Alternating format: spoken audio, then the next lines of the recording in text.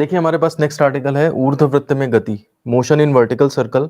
और ये हमारे पास ऐसा आर्टिकल है जिसमें कि यूनिफॉर्म सर्कुलर मोशन नहीं होता है। क्यों नहीं होता है?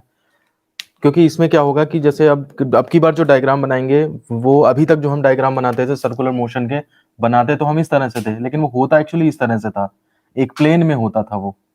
जैसे हॉरिजॉन्टल आपने पत्थर बांधा रस्सी में और ऐसे ऐसे घुमा रहे हो, इस तरह से घूम रहा है। अब हमें क्या करना है, वो वर्टिकल सर्कल मतलब ऐसे ऐसे में घुमाना है। जैसे मेले में जाते हैं, झूला वूला लगा रहता है, तो उस झूले में देखा होगा आपने, वर्टिकल सर्कल का एग्जांपल होता है, वो तो मोटर से घूमता है। ठीक है ना। हम जो है अगर यहाँ से अपने हाथ से करें, इस तरह से देखें, तो देखिए इस केस में होता क्या है कि जब ये पार्टिकल जो है रस्सी से बांध दिया आपने, तो जब ये पार्टिकल नीचे से ऊपर जाएगा तो ये ग्रेविटी के अगेंस्ट में जाता है, तो ये स्लो होता चला जाता है। उसके बाद जब ऊपर जाके नीचे आना शुरू करता है तो अंडर ग्रेविटी आता है, तो फिर ये फास्ट होता चला जाता है। तो इसका मतलब ग्रेविटी की वजह से क्या होता है, इसकी वेलोसिटी पे फर्क पड़ता है, स्पीड पे फर्क पड़ता है। और डायरेक्शन बदलने के साथ साथ यहाँ पे स्पीड भी बदलने लगती है। यहाँ स्पीड मैक्सिमम होगी जा करके, और यहाँ पे स्पीड जो है वो मिनिमम स्पीड होती है जा करके। तो कहने का मतलब है स्पीड भी बदल रही है, डायरेक्शन तो बदलती ही बदलती है। इसलिए ये आपका असमान वृत्तीय गति का एग्जाम्पल है। अगर आपसे पूछे कि पेपर में आ जाए कि असमान वृत्तीय गति का एग्जाम्पल बताइए वृत्तीय गति, तो असमान वृत्तीय गति का एग्जाम्पल बताइए, तो आप यही बताएंगे मोशन इन वर्टिकल सर्कल, और फिर उसमें इस आर्टिकल को सॉल्व करेंगे। उसके बाद अगर कहता भी है कि उसके बारे में वेलोसिटी क्या होगी डिफरेंट डिफरेंट पॉइंट्स पे, या डोरी में तनाव कितना होगा, तो वो चीजें अगर आपको निकालनी है तो आप फिर उस केस में डिटेल में निकाल सकते हैं। तो असमान वृत्तीय गति का एग्जाम्पल ये है, ध्यान में रखिए, ऊर्ध्ववृत्त में गति। तो इसलिए हम इसके हेडिंग में ये भी लिख सकते हैं असमान वृत्तीय गति, क्योंकि अगर इस नाम से पूछ दिया और आप नहीं पता है आपको, तो फिर आप इसे सॉल्व नहीं कर पाएंगे। ठीक है ना। तो अब हम इसके लिए डायग्राम बनाते हैं कि रस्सी में हमने एक पार्टिकल बांधा है, उसका मास m है। डायग्राम थोड़ा डिटेल में बनाइएगा ताकि वो आपको समझ में आ सके। मान लेते हैं, सपोज करिए ये हमारे पास ये सर्कुलर मोशन है जो कि वर्टिकल में हो रहा है। ठीक है ना। अब इसमें सेंटर O है और r त्रिज्या का रस्सी बांधी हमने, और पार्टिकल जो है हमारा मास उसका स्मॉल m है, और ये इस तरह से सर्कुलेट कर रहा है, वर्टिकल में सर्कुलेट कर रहा है। ऐसा ये हॉरिजॉन्टल मोशन होता है। ठीक है ना, ये हॉरिजॉन्टल होता है, और ये इस तरह से आपका वर्टिकल मोशन होता है। इसका वेट जो है वो mg इधर की तरफ काम कर रहा है। वर्टिकल से मान लिया, सपोज करिए ये लाइन हम ऐसे खींच देते हैं, यहां से इसका एंगल सपोज थीटा है। ये क्या होगा, डोरी थोड़ी खींच भी रहा होगा, तो डोरी खींच रही होगी तो इसमें एक तनाव लग रहा होगा, ये टेंशन लग रहा होगा, और ये टेंशन आपका जो है वो यही अभिकेंद्र बल प्रदान करेगा। अब देखिए अगर हम देखें कि इस mg का कंपोनेंट इस तरफ कितना जाएगा और इसके 90 डिग्री पे इस तरफ कितना आएगा, तो ये कंपोनेंट्स भी हम निकाल सकते हैं। यहाँ पर इसकी वेलोसिटी मान लेते हैं, सपोज स्मॉल v है, स्मॉल v वेक्टर, और m का कंपोनेंट, तो पहले एंगल चाहिए हमें, तभी आप उसका कंपोनेंट निकाल पाओगे। तो एंगल देखिए यहाँ पे समांतर रेखा, तिर्यक रेखा, तो ये संगत कोण से ये थीटा आ जाएगा। तो अब mg का कंपोनेंट mg cos थीटा इस तरफ हो जाएगा, और mg sin थीटा जो है वो इस तरफ हो जाएगा। देखिए mg cos थीटा अब t का अपोज करेगा। कहने का मतलब है जो t इसको सेंट्रीपिटल फोर्स पूरा का पूरा दे देता, mg cos थीटा उसमें ऑब्जेक्शन लगाएगा। ठीक है ना। और अगर सर्कुलर मोशन करना है तो आपको t की वैल्यू mg cos थीटा से ज्यादा रखनी पड़ेगी, तभी तो रिजल्टेंट इधर बनेगा, और तभी जाकर के आपको अभिकेंद्र बल मिल पाएगा। दूसरी बात यह है कि mg cos sin थीटा क्या करेगा, देखिए वेलोसिटी है, इसके अपोजिट में लगा है, इसका मतलब ये इस वेलोसिटी को कम करने की कोशिश करेगा। कुछ अपना ये जो भी एक्सेलरेशन डेवलप करेगा, उससे फिर ये वेलोसिटी कम होती जाएगी, जैसे जैसे ऊपर जाएगा वेलोसिटी कम होती जाएगी। आप ये डायग्राम बना लें जरा, इनके नाम लिख देते हैं, ए नाम इसको दे देते हैं, बी इसको दे देते हैं, पी इसको दे देते हैं।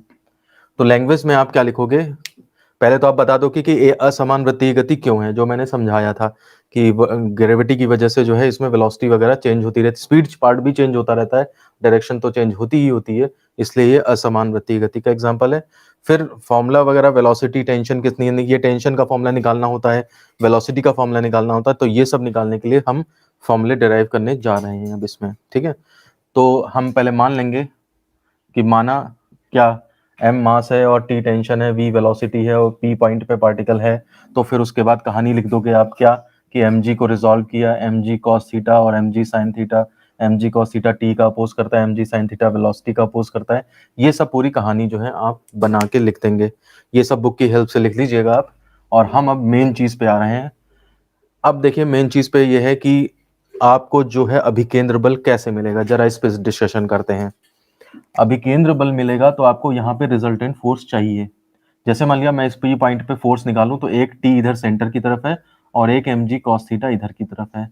ये अगर 40 है और ये अगर आपका 15 हुआ तो रिजल्टेंट आपका 25 का इधर बनेगा और 25 ही अभिकेंद्र बल बनना चाहिए, तब जाके घूम पाएगा। अगर आप सोचो कि ये 15 है और ये 40 बन जाए तो फिर रिजल्टेंट उधर की तरफ चला जाएगा, फिर तो ये अभिकेंद्र बल मिलेगा ही नहीं से। तो अगर हम देखें कि इसको वृत्तीय गति करने के लिए आवश्यक अभिकेंद्र बल कहाँ से मिलता है, तो वो अभिकेंद्र बल T और mg cos थीटा के परिणामी से मिलेगा। कण को वृत्तीय गति करने के लिए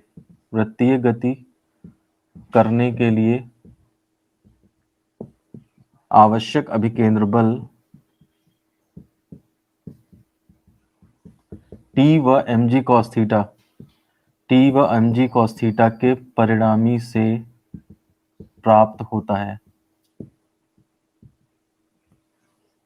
ठीक है ना, इसका मतलब ये हुआ कि T minus mg cos theta, इसका से जो रिजल्टेंट बनेगा वो जाहिर सी बात है T बड़ा है तभी वो इस तरफ आएगा, और वही आपको mv square upon r required centripetal force provide करेगा।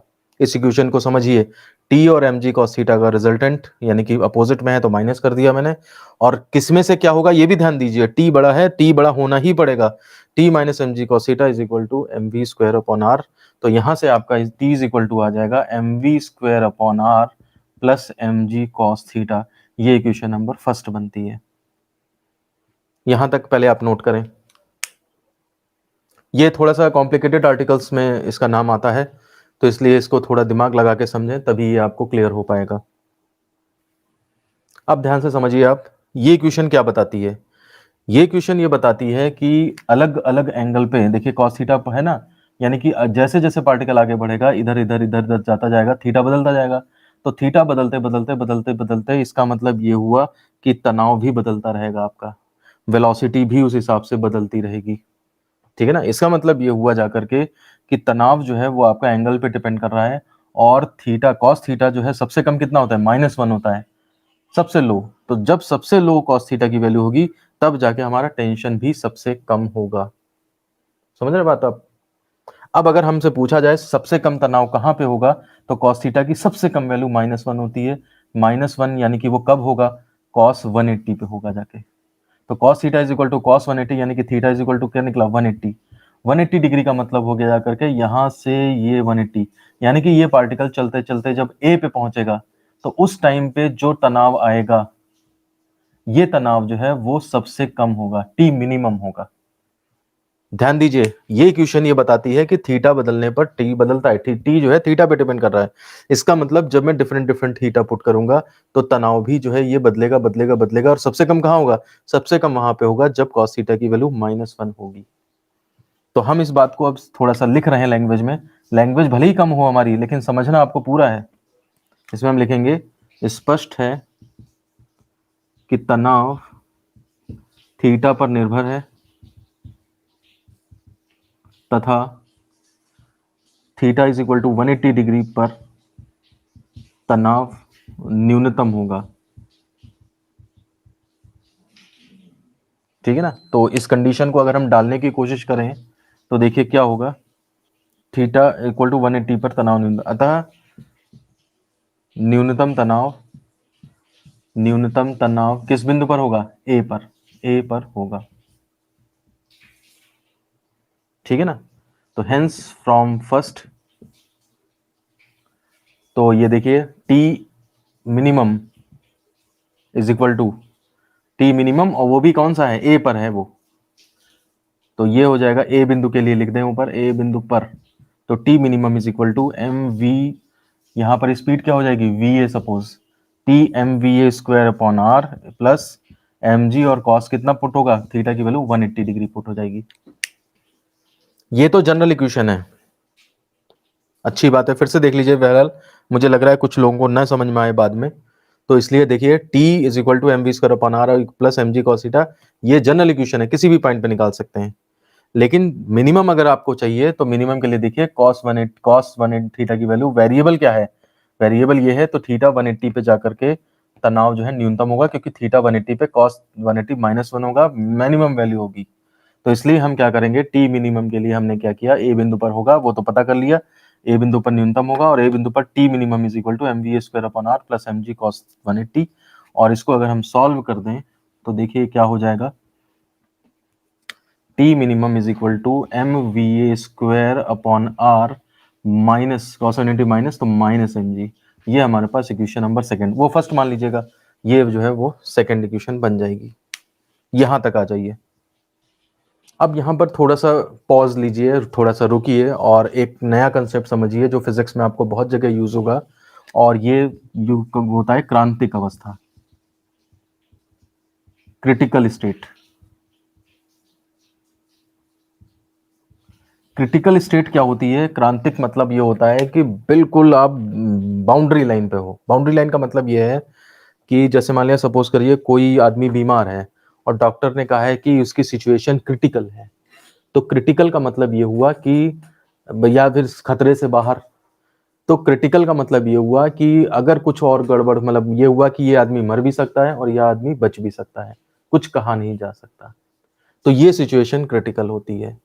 जैसे मान लीजिए, सपोज करिए मेरे को, बरेली में रहता हूं मैं और मुझे मुरादाबाद जाना है, मुरादाबाद जाने के लिए 100 रुपए किराया चाहिए। तो अगर मैं घर से 100 ही रुपए लेके निकलूं, तो फिर मैं रास्ते भर चिंता में यही रहूंगा कि अगर मतलब सपोज करिए 100 जाने के 100 आने के, 200 रुपए ले लिए मैंने बस घर से। तो अब मैं ये सोच रहा हूँ कि अगर कहीं पे कुछ खर्चा करना पड़ गया मुझे या कुछ और हो गया, तो फिर मैं कुछ भी नहीं कर सकता, 1 रुपया भी नहीं है मेरे पास एक्स्ट्रा। तो पैसे तो पड़े हैं जेब में 100 रुपए और 100 रुपए, लेकिन मुझे पता है 100 रुपए जाने में खर्च हो जाएंगे, 100 रुपए आने में। तो ये बिल्कुल क्रिटिकल स्टेट कहलाएगी कि बस इसमें से एक भी रुपया अगर कम हो गया तो मैं फिर वापस नहीं आ पाऊंगा। समझ रहे बात आप? तो ये क्रांतिक अवस्था होती है। तो देखिए यहाँ पे क्या है, T minimum is equal to mva² minus mg। इसमें यह है कि अगर आप कैसे भी मोशन कराओ कि सब जगह टेंशन जो है ज्यादा होगा, सबसे कम ऊपर वाले पॉइंट ए पे होगा टेंशन, लेकिन सबसे कम कितना होता है, बात इस चीज की आती है। मतलब अगर हम एक क्रिटिकल कंडीशन में पहुंचे, भाई अब आप 100 रुपए आपने, अब एक्स्ट्रा में आप सोचते हो मैं थोड़ा बहुत चाय नाश्ता कर लूंगा मुरादाबाद में, तो आपने 10 रुपए चाय के, 10 रुपए समोसे के, 20 रुपए और ले लिए। फिर आप सोचते हो कि कहीं और कुछ खर्चा ना हो जाए तो आपने 100 रुपए और डाल लिए, 200 रुपए, फिर तो कोई लिमिट ही नहीं है कि आप चाहे 1000 रुपए डाल के ले जाओ, चाहे 2000 रुपए डाल के ले जाओ। तो क्रिटिकल स्टेट कही जाएगी 200 रुपए से अगर आपने एक पैसा भी कम ले गए तो आप आने जाने भर के भी नहीं रहोगे।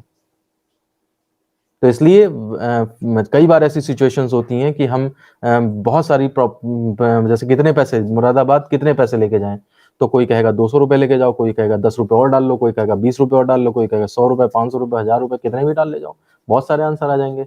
लेकिन अगर हम ये पूछें कि कम से कम कितने रुपए डाल के चलें, तो फिर एक ही आंसर है कि 200 रुपए से कम में काम नहीं चलेगा।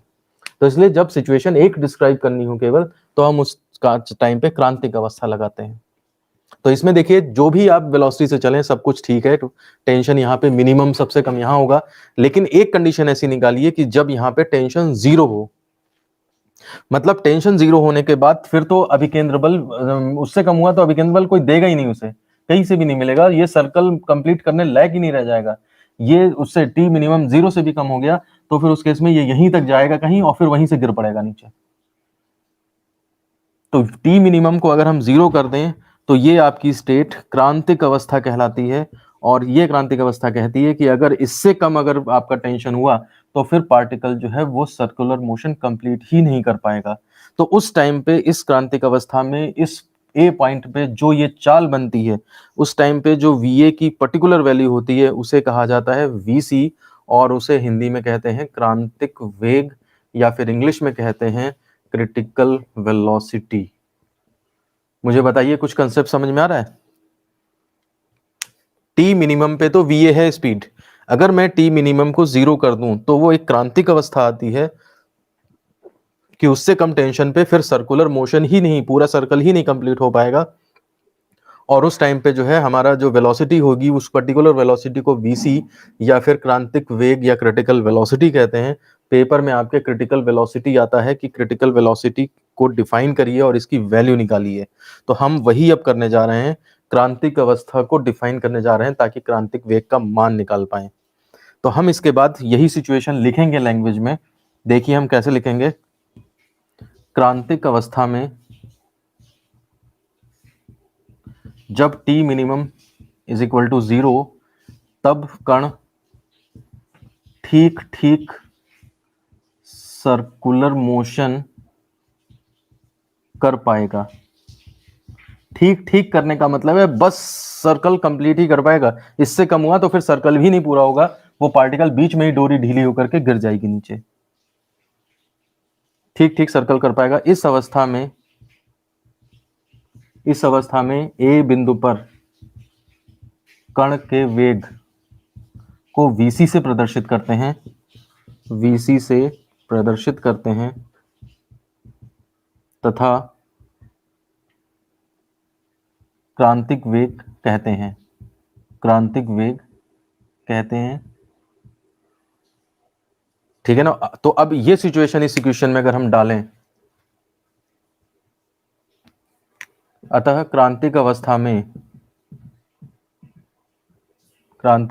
में t मिनिमम तो आपका 0 है, वेलोसिटी उस टाइम पे v आपकी vc है, तो ये सब्स्टिट्यूट कर दें, सब्स्टिट्यूट इन सेकंड।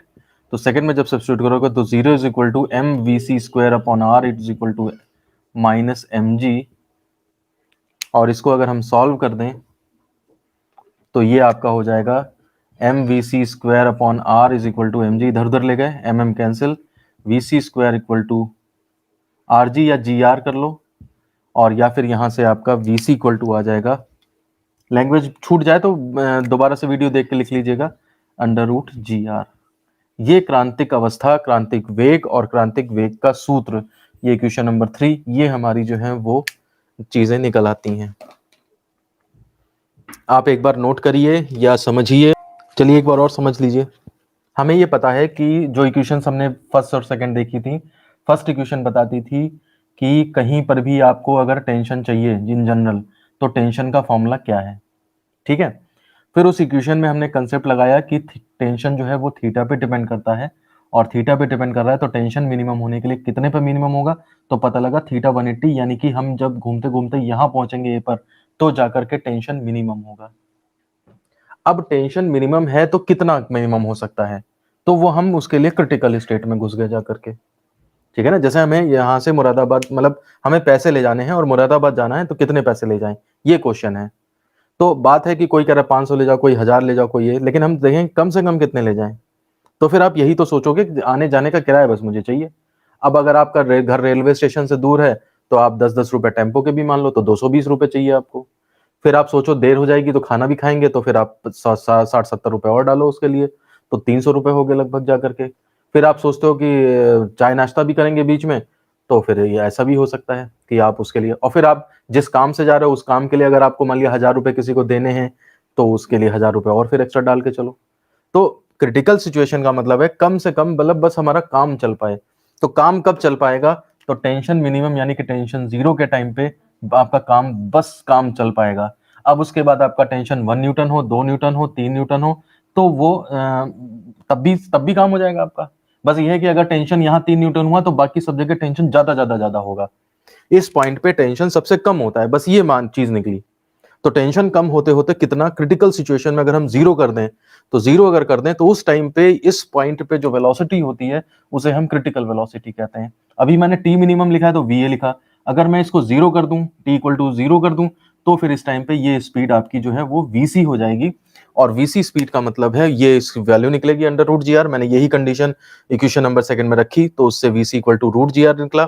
और इसकी डेफिनेशन क्रांतिक वेग की ये बनती है कि यह वो वेलोसिटी है जिससे पार्टिकल, टॉप मोस्ट पॉइंट पे वो वेलोसिटी है जिससे पार्टिकल ठीक ठीक सर्कुलर मोशन कर पाएगा।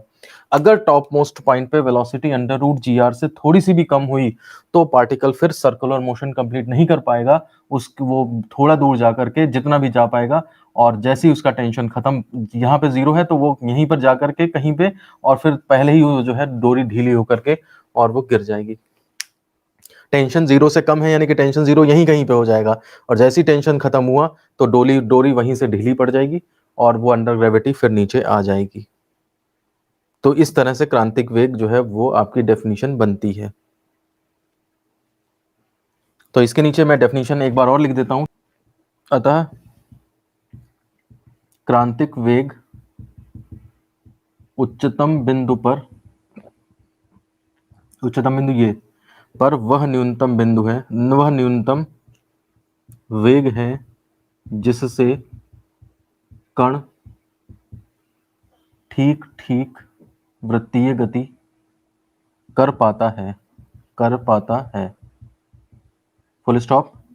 यदि वेग क्रांतिक वेग से भी कम हो जाए, क्रांतिक वेग से कम हो तो डोरी उच्चतम, शायद नीचे तो नहीं हो रहा है, अब मैं इसके आगे बोल देता हूं, तो डोरी उच्चतम बिंदु पर पहुंचने से पहले ही ढीली हो जाएगी तथा कण वृत्तीय गति नहीं कर पाएगा।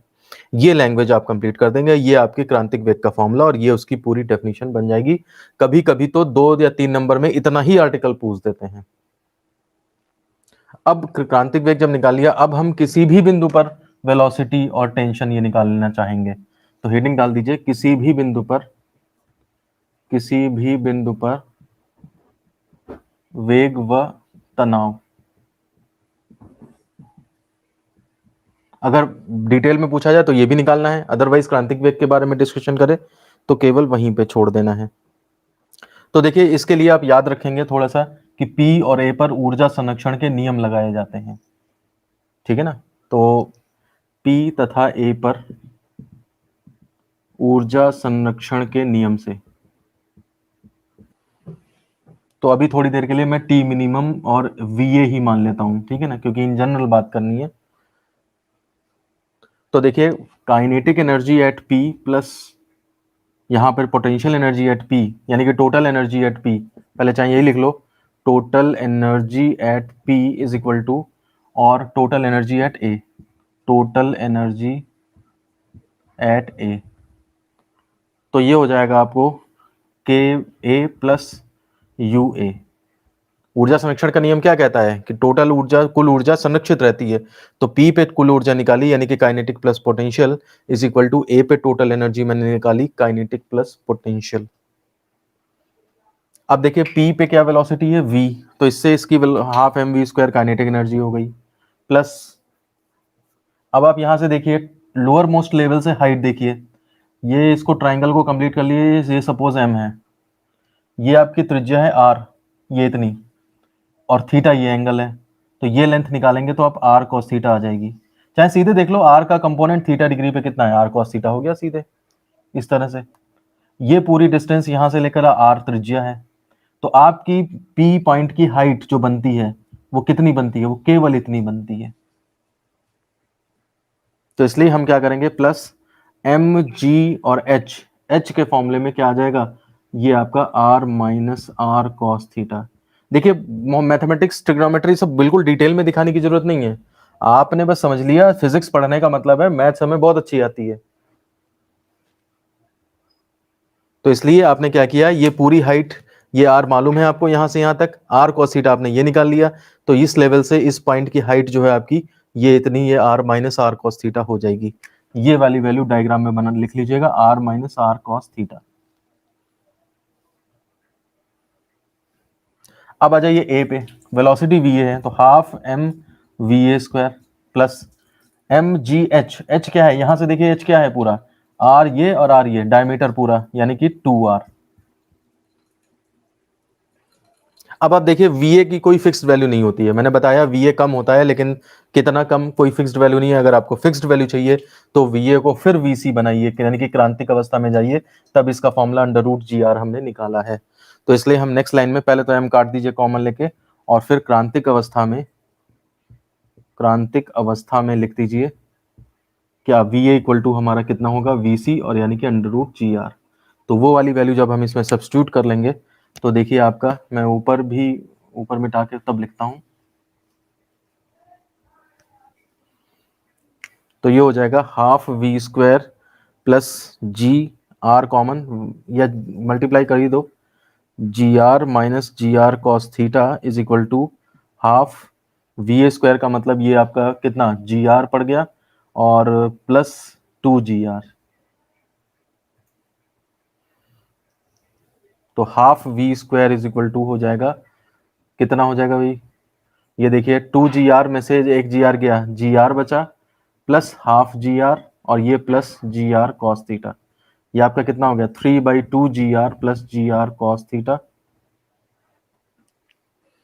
ये इधर से हाफ वी स्क्वायर 2 से मल्टीप्लाई करिए तो V square is equal to 3 GR plus 2 GR cos theta. यहां से आपका GR कॉमन तो 3 प्लस 2 कॉस थीटा और वी स्क्वायर, तो वी इक्वल टू आ जाएगा under root GR 3 plus 2 cos theta. ये इक्वेशन नंबर 1 2 3 हो गई थी, 4 डाल दीजिए इसे। तो क्रांतिक अवस्था में, क्रिटिकल सिचुएशन में, ये फॉर्मूला जो बनता है हमारा, velocity equal to under root GR 3 plus 2 cos theta. ये फॉर्मूला किसी भी पॉइंट पे वेलोसिटी निकालने के लिए यूज किया जा सकता है। अब वेलोसिटी आ गई है तो इक्वेशन नंबर फर्स्ट में वेलोसिटी पुट कर दीजिए, सब्स्टिट्यूटिंग v इन फर्स्ट।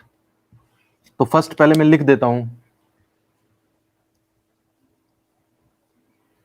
जो फर्स्ट इक्वेशन है वो है t equal to mv square upon r plus mg cos theta. ये इक्वेशन थी फर्स्ट। देखिए v अगर मैं यहाँ पे रख दूं तो मेरा टेंशन आ जाएगा, यही काम करना है हमें, तो इसीलिए v की वैल्यू फर्स्ट में रख रहे हैं। तो ये हो जाएगा m/r और v स्क्वायर की वैल्यू आप स्क्वायर करके रखोगे तो GR 3 प्लस 2 कॉस थीटा ये बनेगी, ठीक है ना, प्लस mg कॉस थीटा।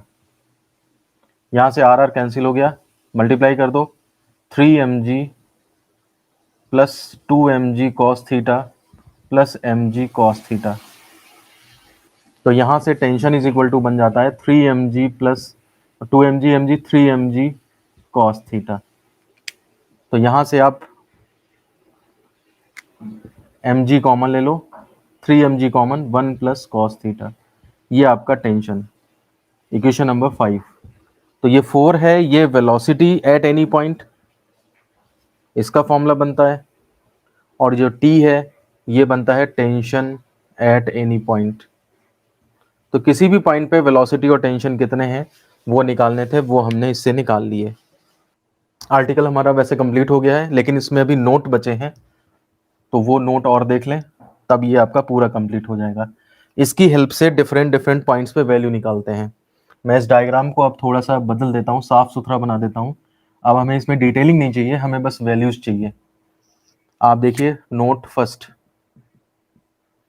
अगर हमसे कहा जाए कि ये सर्कुलर मोशन हो रहा है, इसमें ये पॉइंट ए है, ये पॉइंट बी है, ये पॉइंट सी है, ये पॉइंट डी है, तो आप देखिए इस पॉइंट के लिए क्या होगा थीटा 0, इस पॉइंट के लिए क्या होगा थीटा 90, इस पॉइंट के लिए थीटा 180 होता है, और इस पॉइंट के लिए थीटा इक्वल टू 270 डिग्री होता है।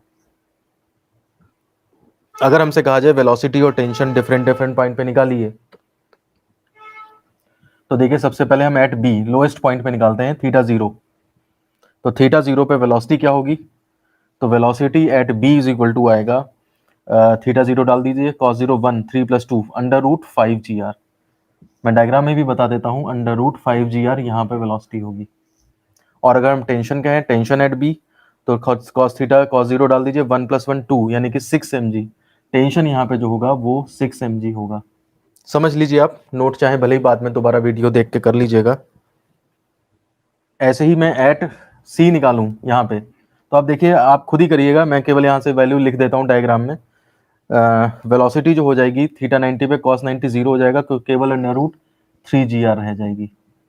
और टेंशन जो रह जाएगा वो आपका, सॉरी इस तरफ, टेंशन जो रह जाएगा cos 90 0 यानी कि 3 mg रह जाएगा बस। इसके बाद 180 पे जाएंगे तो देखिए वेलोसिटी अंडर रूट GR, ये तो क्रिटिकल स्टेज निकाली ही थी, और टेंशन आपका 0 रह जाएगा। 270 पे आएंगे तो इसका सेम आ जाएगा, अंडर रूट 3 GR वेलोसिटी हो जाएगी, और ये टेंशन जो है आपका 3 mg आ जाएगा। तो इसका मतलब ये हुआ, देखिए वेलोसिटी सबसे ज्यादा कहाँ है, नीचे। मैंने पहले ही डिस्कस किया था, वेलोसिटी जो है वो सबसे ज्यादा नीचे रहती है। उसके बाद जैसे जैसे जाएंगे अंडर रूट 3 GR, यहाँ पे कम हो जाएगी वेलोसिटी, कम होती जाएगी धीरे धीरे, यहाँ पे आके अंडर रूट 3 GR हुई है, फिर उसके बाद अंडर रूट पूरे पे लगा है, और फिर धीरे धीरे कम होते होते यहाँ पे अंडर रूट जी आर होगी, और उसके बाद फिर बढ़ते बढ़ते अंडर रूट 3 या जी आर, फिर वापस यहाँ पे हो जाएगी, फिर बढ़ते बढ़ते बढ़ते बढ़ते अंडर रूट 5 जी आर। इसका मतलब यहाँ से यहाँ तक जाते जाते जाते जाते कम होती है, और यहाँ से आते आते आते आते बढ़ती चली जाती है। ये कम क्यों हो रही है? अगेंस्ट ग्रेविटी जा रहा है। बढ़ क्यों रही है? अंडर ग्रेविटी आ रहा है। टेंशन आपका देखिए 6 mg यहाँ पे है, उस 3 mg यहाँ है, और 0, यानी कि टेंशन भी मिनिमम। ये बात हमने पहले भी बताई थी जब इक्वेशन नंबर 2 बनाई थी, कि सबसे कम टेंशन ऊपर रहता है, और अगर उसको 0 कर दें तो फिर क्रिटिकल वेलोसिटी अंडर रूट जी आर आ जाती है।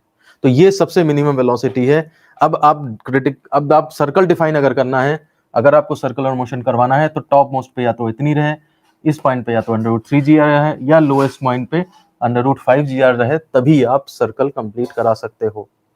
जैसे आप देखिए, अगर पत्थर को रस्सी में बांधा और आप सोचो कि पहली बार में ही मैं घुमा दूं, तो ऐसा नहीं हो पाता। कैसे घुमाते हैं? पहले थोड़ा बहुत पेंडुलम की तरह उसको हिलाते हैं, ताकि ये अंडर रूट 5 जी आर लगभग स्पीड गेन कर लें। जब ये इतनी स्पीड नीचे गेन हो जाएगी, तब आप जब ऊपर सर्कल मारोगे, तो जाके ऊपर से सर्कल करके वो आ जाएगा। ऐसे ही आपने देखा होगा, वो कमर पे रिंग रख करके घुमाया जाता है, हुला हुप कहते हैं, पता नहीं उसको क्या जो भी है। तो उसमें क्या करते हैं कि ऐसा नहीं है कि कमर पे रखा हो पहली बार में ही आप नचा दोगे उसे, पहले आपको स्पीड थोड़ी बनानी पड़ेगी, उसके बाद फिर वो नाचना स्टार्ट करेगा। ये आपके वैल्यूज थी डिफरेंट डिफरेंट पॉइंट पे, और थोड़ा सा डिस्कशन था। एक नोट नंबर 2 और है, इसको भी देख लीजिए। नोट नंबर 2 में सर्कस का एग्जाम्पल होता है। एक सर्कस में एक गेम दिखाया जाता है, जिसको एक तो मौत का कुआं होता है, वो भी सर्कुलर मोशन पे बेस्ड है, लेकिन हमें मौत का कुआं नहीं, मौत का गोला देखना है। मौत का गोला क्या होता है? इसमें स्टील का या लोहे का एक बहुत मजबूत सा जो है वो एक पिंजरा होता है, गोल गोल रंग का उसका, और इसमें क्या होता है कि इसको थोड़ा किसी बेस पे फिक्स कर देते हैं। अब इसमें क्या होता है, थोड़ा सा सर्कुलर ही गेट होता है इसका, उस गेट को खोल के बाइक लेके अंदर आदमी घुस जाता है। अब बाइक लेके जब वो आदमी खड़ा है, तो जब चलाता है ना, तो चलाने में वो इस गोले में इधर भी चलाता है, इधर भी चलाता है, इधर भी चलाता है। मौत का कुआं जो होता है, उसमें तो ये होता है आदमी दीवारों पे चलाएगा, ऊपर तो आप खड़े होकर देख रहे हो, तो इसलिए ऊपर नहीं चला पाएगा हवा में। लेकिन मौत के गोले में वो ऊपर वर्टिकल में भी, सर्कुलर सब जगह पे चलाता है। तो इसमें क्वेश्चन ये आता है कि जो ये मौत का गोला बनाया जाता है, इस गोले में नीचे जो है वो काफी स्ट्रॉन्ग लोहा, मोटा लोहे की परत लगाई जाती है, लेकिन ऊपर इतने मोटे लोहे की परत नहीं लगाई जाती है। तो इसका ये जो निचला हिस्सा है, ये बहुत ज्यादा स्ट्रॉन्ग क्यों बनाया जाता है? तो उसका आंसर फिर आप यही करोगे कि हम जानते हैं वर्टिकल सर्कल में जब मोशन होता है, तो नीचे के पॉइंट्स पे जो टेंशन होता है वो ज्यादा होता है बजाय ऊपर के पॉइंट्स पे। देखिए, अगर ऊपर 0 है तो नीचे 6 mg है, अगर ऊपर थोड़ा और करेंगे तो यहाँ तो और बढ़ जाएगा। तो इसलिए ऊपर वाले पार्ट के मुकाबले निचला पार्ट ज्यादा मजबूत होना चाहिए, ताकि वो वर्टिकल सर्कल मोशन करने पे उस टेंशन को वो बेयर कर सके, उस टेंशन को वो सह सके। ये डिस्कशन इसके ऊपर था। एक नोट नंबर 3 और कर लीजिए, कभी कभी पेपर में पूछ देते हैं, ऊर्ध्ववृत्तीय गति का उदाहरण दीजिए। नोट 3, ऊर्ध्ववृत्तीय गति का उदाहरण।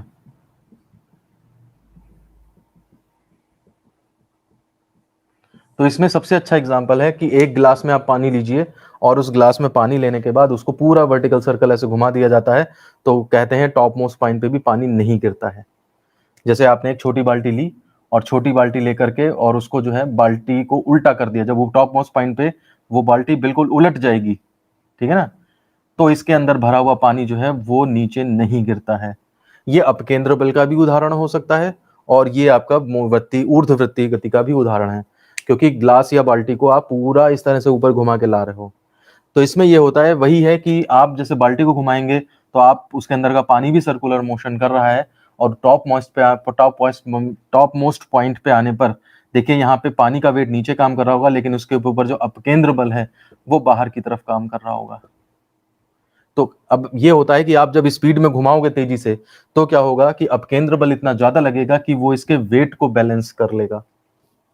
तो कंडीशन क्या होती है कि इसके ऊपर लगने वाला अपकेंद्र बल यानी कि mv²/r, और इसका वेट जो है अपकेंद्र बल अगर उससे ज्यादा या बराबर है, तो उस केस में पानी जो है वो नीचे नहीं गिरेगा, अपकेंद्र बल उस पानी को होल्ड कर लेगा।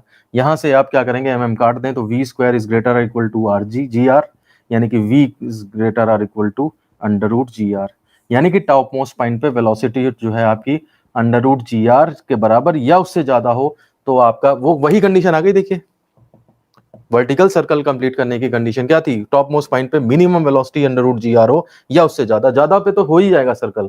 क्रिटिकल सिचुएशन रूट जी आर की बनती है। तो इतनी वेलोसिटी से अगर आप चलोगे, ऐसा नहीं है कि ग्लास में पानी भरा और धीरे धीरे धीरे धीरे यूं ले जा रहे हैं, तो धीरे धीरे में तो वो पानी ऊपर से गिर ही जाएगा नीचे, भीग जाएंगे आप, अब पानी फैलने लग जाएगा। लेकिन अगर हम स्पीड से इस काम को करेंगे तो आप केंद्र बल इतना लगता है कि वो उसके, या आप ऐसे, अब केंद्र बल लग रहा है वो वेट को बैलेंस कर रहा है, चाहो तो आप ये कह लो, या फिर ऐसा कह लो कि पानी भी अपना एक सर्कुलर मोशन कंप्लीट कर ले रहा है। तो पानी का जो वेट है, वो जो टेंशन है, वो उसी को अभिकेंद्र बल के टाइम पे वेट ही जो है वो अभिकेंद्र बल का काम करने लगता है, और उस केस में जो है वो सर्कुलर मोशन कंप्लीट करने की वजह से पानी जो है जमीन पे नहीं गिरता है। तो इस तरह से आपका नोट नंबर 3 भी कंप्लीट होता है। अब इस पूरे आर्टिकल से रिलेटेड सारी चीज़ें हमने कर ली हैं, और इसी के साथ हम इस वीडियो को ख़त्म करते हैं। धन्यवाद।